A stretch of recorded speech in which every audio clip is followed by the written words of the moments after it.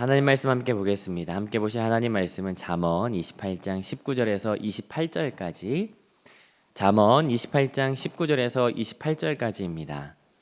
다 찾으신 줄 알고 우리 같이 함께 한 목소리로 합독하도록 하겠습니다. 시작. 자기의 토지를 경작하는 자는 먹을 것이 많으려니와 방탕을 따르는 자는 궁핍함이 많으리라. 충성된 자는 복이 많아도 속히 부하고자 하는 자는 형벌을 면하지 못하리라. 사람의 낯을 보아주는 것이 좋지 못하고 한 조각 떡으로 말미암아 사람이 범법하는 것도 그러하니라. 악한 눈이 있는 자는 재물을 얻기에만 급하고 빈궁이 자기에게로 임할 줄은 알지 못하느니라. 사람을 경책하는 자는 혀로 아첨하는 자보다 나중에 더욱 사랑을 받느니라. 부모의 물건을 도둑질하고서도 죄가 아니라 하는 자는 멸망을 받게 하는 자의 동류니라. 욕심이 많은 자는 다툼을 일으키나 여호와를 의지하는 자는 풍족하게 되느니라. 자기의 마음을 믿는 자는 미련한 자요 지혜롭게 행하는 자는 구원을 얻을 자니라. 가난한 자를 구제하는 자는 궁핍하지 아니하려니와 못 본 채 하는 자에게는 저주가 크리라. 악인이 일어나면 사람이 숨고 그가 멸망하면 의인이 많아지느니라. 아멘. 잠언은 몇 장까지 있죠? 31장까지 있습니다. 이제 거의 마무리가 되어가고 있어요. 잠언 안에는 굉장히 많은 주제들이 있거든요. 제가 이 주제들을 여러분에게 한번 소개를 해드릴 테니까 여러분이 지금까지 믿음의 삶을 지내오시면서 그리고 여러분의 신앙의 여정 가운데 정말 수많은 설교를 들어오셨겠지만 이 주제들 중에 혹시 덜 들었던 주제가 있는지 한번 여러분 찾아보시면 더 좋을 것 같아요. 제가 한번 잠언에 나타나는 주제들을 여러분에게 소개를 해드리겠습니다. 지혜와 미련함 또는 경외, 선과 악, 생명과 죽음, 언어에 대한, 또 가정에 대한, 성실함과 게으름, 이웃에 대해서, 가난함과 부함에 대해서, 겸손과 교만에 대해서, 성공과 패망에 대하여, 배우자, 이런 여러 가지 한 12가지 주제 정도를 제가 열거를 해드렸어요. 이 중에 한 번도 못 들어봤거나 아니면은 가장 적게 들었던 설교의 주제가 있으십니까? 그건 제가 맞춰볼게요. 아마 빈부, 가난함과 부함, 이거에 대한 설교일 거예요. 왜냐면 저도 제가 지금까지 뭐 신앙의 삶을 얼마나 하진 못했겠지만 이 설교를 하시는 목사님들 그렇게 많이 보지 못했어요. 그런데 오늘 28장 후반부는 설교자들이 가장 잘하지 않는 주제인 재물에 대한 내용이 가장 많이 나오거든요. 하필 제가 이번 주에 설교를 하게 돼서 불행히도 그 내용을 오늘 같이 함께 나누게 되었습니다. 오늘 본문을 좀 같이 살펴보기 전에 좀 같이 생각해 보면 좋을 것 같습니다. 여러분 성경에서 재물에 대해서 돈에 대해서 어떻게 생각할지에 대해서 좀 생각을 해봤으면 좋겠는데 여러분 성경에 많은 주제들이 있어요. 성경에 많은 요청, 요구들이 있죠. 그 중에 무서워 마, 평안해라 라고 하는 그런 주제는 성경에 한 몇 번 정도 나올까요? 몇 개 구절 정도 나올까요? 300개 구절 정도 나옵니다. 그리고 기도, 믿음에 관련한 구절은 몇 구절 정도 나올까요? 500개 정도 나옵니다. 자, 그러면 돈에 관련한 주제는 몇 구절 정도 나올까요? 이건 여러분이 한번 맞춰보시죠. 마음속으로 한번 생각해 보세요. 몇 개 정도 나올까? 놀라지 마세요. 2359절 정도 나옵니다. 굉장히 많은 구절이 나오고 있어요. 성경에서 많이 반복하고 있다라고 하는 것은 뭔가 의미가 있다는 건데 그럼 왜 이렇게 많이 나올까요? 성경에서 많은 구절, 많이 반복할 때 물론 돈뿐만 아니라 여러 가지를 반복할 때 이유가 있죠. 뭐냐면 첫 번째로는 집중시키기 위해서요. 집중해라 라는 거예요. 두 번째는 중요하다라는 거 가르치는 거고요. 세 번째는 이게 좀 가장 중요한 이유인 것 같은데 이건 하나님께 불순종하는 이유가 여기에 있기 때문이에요. 기도해라 기도해라 기도해라 라고 하는 이유가 계속 반복되는 건 뭐냐면 우리가 기도하지 않는 불순종이 있기 때문에 염려하지 마라 염려하지 마라 염려하지 마라 라고 이야기하는 이유는 뭐냐면 염려하니까 불순종의 이유가 여기 있기 때문이에요. 그러면 돈에 대해서 재물에 대해서 이렇게 많이 반복하는 이유는 뭐예요? 우리에게 재물 때문에 하나님 불순종하는 일들이 너무나도 많기 때문에 그걸 주의시키기 위해서 반복한다라고 하는 사실이죠. 그래서 이 재물에 대한 성경이 재물에 대해서 뭐라고 이야기하는지에 대해서 아는 것은 너무너무 중요합니다. 물론 오늘 본문을 이야기하기에 그 모든 것을 이야기하기에는 너무나도 짧은 시간이 있기 때문에 다 할 수 없지만 물론 성경이 이야기하는 이 재물에 대한 대전제는 있어요. 그건 뭐냐면 재물에 대해서 재물 자체가 나쁘거나 선하다라고는 보지 않아요. 재물을 가치 중립적으로 보는데요. 그 태도, 있지만 그것을 우리가 어떻게 대하는가, 이것이 가장 중요한 관점으로 성경이 이야기한다라는 거예요. 오늘 본문에 보면요, 라브, 크다라고 한 단어가 오늘 본문에 딱 2번 들어가거든요. 20절과 27절이에요. 우리가 어떻게 하느냐에 따라서 라브 20절에 복이 클 수가 있어요. 복이 많을 수가 있어요. 우리가 재물에 대해서 어떤 관점을 갖느냐에 따라서 27절이에요. 라브, 저주가 많을 수도 있어요. 2가지 갈림길이 있는 거예요. 그러니까 우리가 재물에 대하여 어떠한 관점을 갖느냐, 이거에 따라서 큰 상황이 도래하는데 복이 많거나 저주가 많거나. 그러면 우리는 오늘 이 잠언을 통해서 재물에 대해 어떤 관점을 가져야 하는가, 이것을 좀 같이 함께 잠언이 어떠한 우리 메시지를 주는지 한번 살펴보면 좋을 것 같습니다. 매일 성경은 오늘 19절부터 23절, 24절부터 28절 이렇게 해서 2단락으로 나눴거든요. 근데 28장 오늘 우리 본문이 한 19절밖에 안 돼요. 그래서 이걸 한 번에 그냥 보는 것도 좋을 것 같습니다. 저는 어제 이 말씀을 준비하면서 나름의 원칙을 가지고 말씀을 준비했습니다. 그 방법은 이러했는데 저는 각 구절을 좀 충실하게 분석을 하려고 했어요. 단어의 의미, 그리고 다른 어떤 여러 문헌에서 어떻게 해석하는지에 대해서 찾아봤고, 그리고 상반되는 내용이잖아요. 그러니까 뭐 이렇다, 그러나 이러하니라라고 이 상반되는 비교를 통해서 이 절이 무엇을 이야기하려고 하지? 라고 하는 것을 좀 찾아봤습니다. 그 결과 10개 구절은 3가지 주제를 각자 갖는다라고 하는 것을 좀 발견하게 됐는데요. 그것은 첫 번째, 재물에 대해서 어떤 관점을 가져야 할지에 대한 내용과, 두 번째는 재물을 어떻게 모으는지에 대해서 이야기하는 구절이 있다는 것과, 재물을 어떻게 사용하는지에 대해서 말하고 있는 구절이 있다는 것을 보게 되었습니다. 이 3가지 내용을 좀 같이 함께 살펴보고자 합니다. 먼저 19절 같이 한번 읽어보겠습니다. 19절 같이 읽습니다. 시작. 자기의 토지를 경작하는 자는 먹을 것이 많으려니와 방탕을 따르는 자는 궁핍함이 많으리라. 자기의 토지를 경작하는 자는 어떻게 돼요? 먹을 것이 많아요. 자기의 토지를 경작한다라고 하는 것은 정직하고 성실하게, 계절의 변화에 따라서 성실하게 일하는 사람을 말하죠. 일하는 사람은 풍성한 추수를 얻을 거예요. 그러나 성실한 사람이 있는가 하면 방탕을 따르는 자가 있다라고 이야기를 해요. 방탕은 레크라고 이야기하거든요. 헛되다, 텅 비어있다라고 하는 것을 의미하죠. 그걸 따르는 거예요. 그걸 추구하다라고 하는 거예요. 사실은 텅 비어있는데 아무것도 아닌데 이게 마치 진짜인 것처럼, 이게 마치 나에게 복을 줄 것처럼, 부를 가져다 줄 것처럼 그걸 추구하는, 따르는 사람이 있는 거예요. 그 결과가 뭡니까? 결과는 이미 정해져 있죠. 뭐죠? 궁핍함인 거예요. 궁핍하다라고 하는 것도 어떤 의미냐면요, 텅 비어있다라고 하는 의미를 가지고 있어요. 그러면 우리는 본문을 통해서 이런 교훈을 얻을 수 있어요. 야, 방탕을 따르는 사람이 있는데 그 방탕은 뭐예요? 헛된 거, 텅 비어있는 것이다 라고 하는 거예요. 그 텅 비어있는 거, 방탕을 따르면 그 결과는 역시 텅 비어있는 것이야 라고 하는 결과를, 이 전제를 우리가 보게 된다라고 하는 거죠. 그러면 오늘 우리가 재물을 대하는 입장에서 그 방탕한 것을 따르지 않으면 되는 거예요. 방탕한 것이 무엇인지에 대해서 알게 된다면, 그렇다면 우리가 재물에 대한 관점을 명확하게 세울 수 있는 관점이 생길 수 있겠죠. 오늘 본문은 방탕한 것이 무엇인지, 그 헛된 것이 무엇인지, 사람들이 그렇게 쫓고자 하는 그 방탕함이 무엇인지에 대해서 오늘 본문이 한 3가지 정도를 이야기하거든요. 그게 뭔지 저와 한번 살펴보면 좋을 것 같습니다.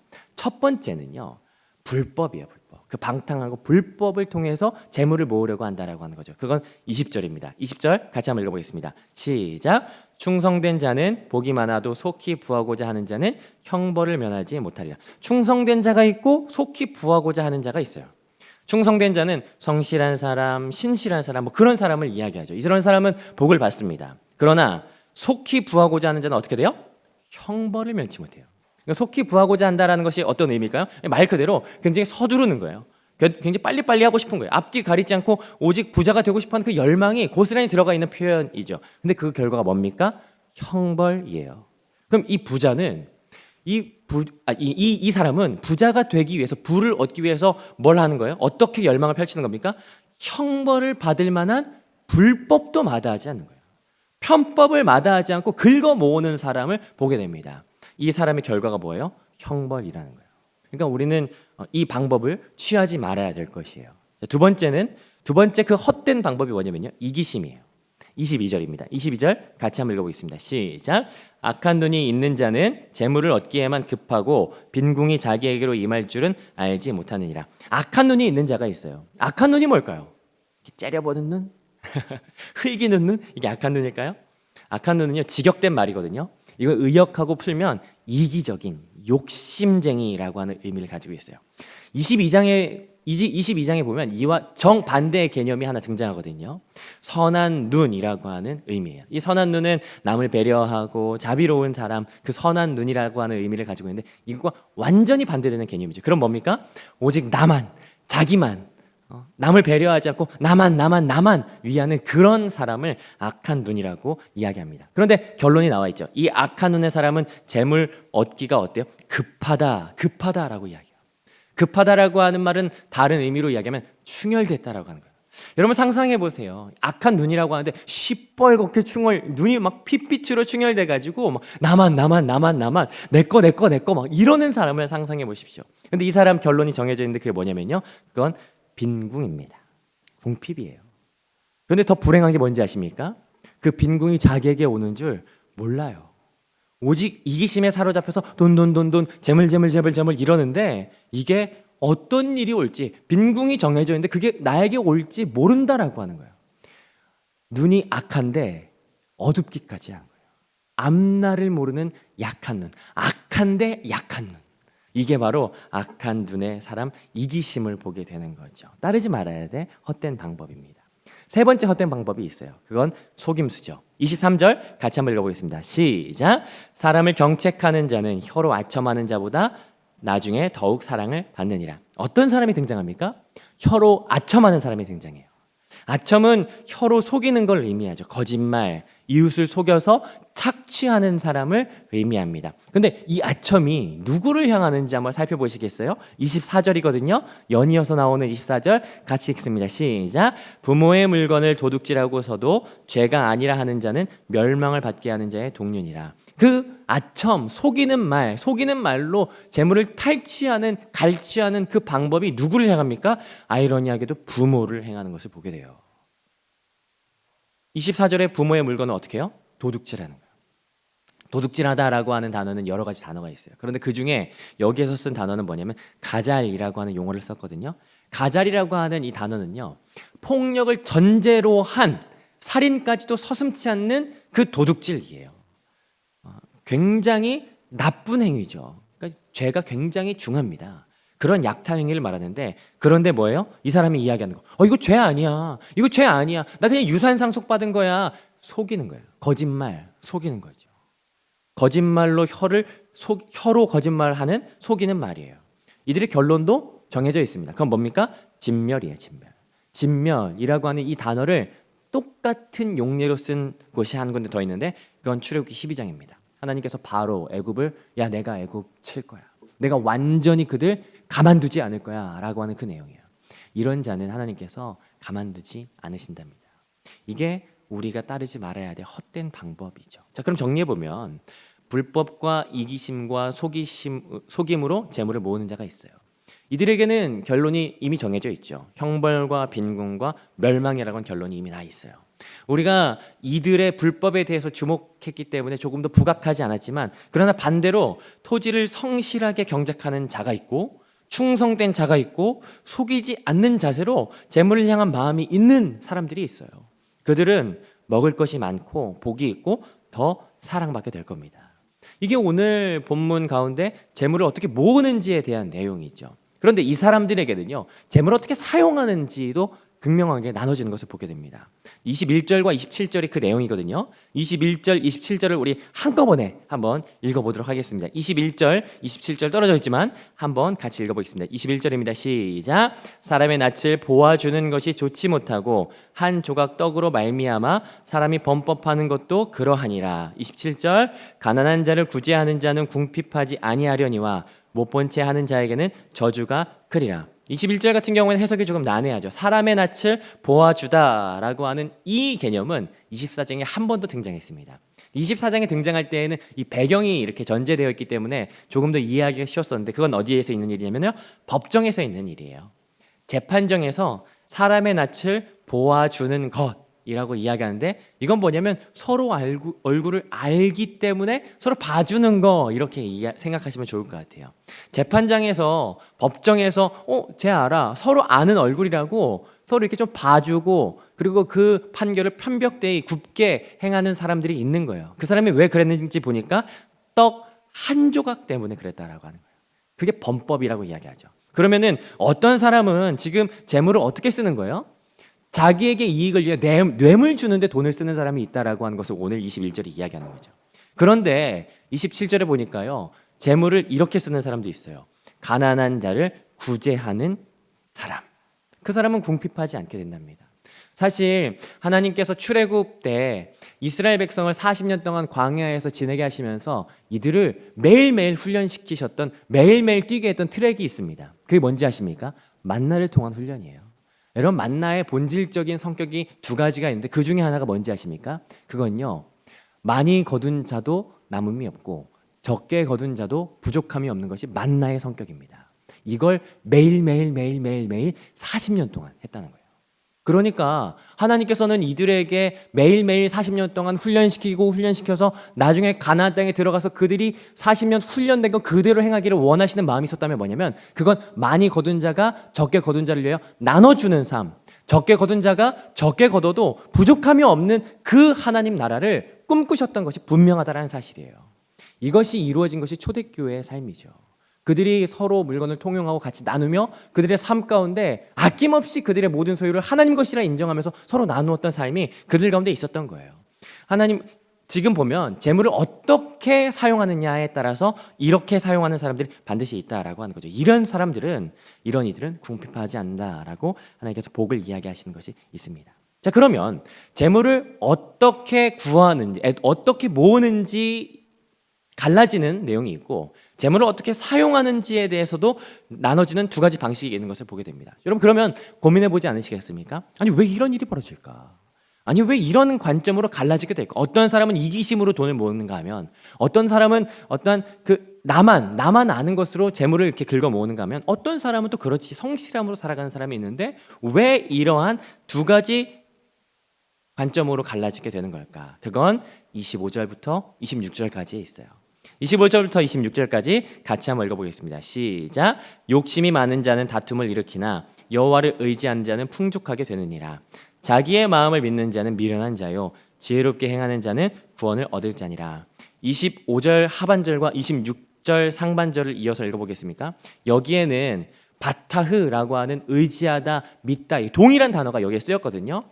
28절부터 27절까지, 19절부터 28절까지 이 본문 안에, 그리고 이 안에 동일하게 들어가는 반복되는 그 동사는 딱 하나밖에 없어요. 믿다, 의지하다라고 하는 이 바타흐라는 단어인데, 이게 25절 하반절과 26절 상반절에 있습니다. 제가 읽어볼게요. 여호와를 의지하는 자는 풍족하게 되느니라. 자기의 마음을 믿는 자는 미련한 자요.